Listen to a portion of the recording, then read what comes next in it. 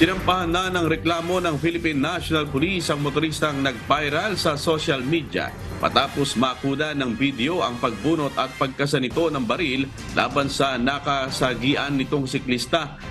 Alarms and scandals ang inihaing reklamo laban kay Wilfredo Gonzales.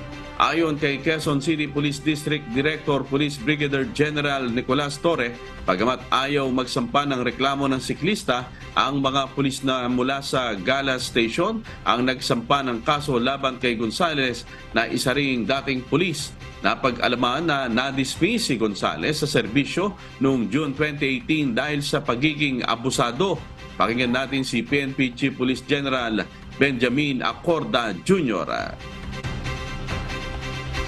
Based on record, siya ay dismissed police officer.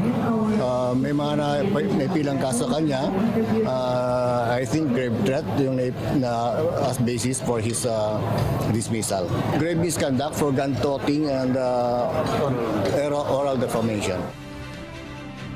Bukod sa isinampang kaso laban kay Gonzales, sinabi ni Acorda na paimbestigahan din sa Directorate for Investigation and Detective Management ang insidente.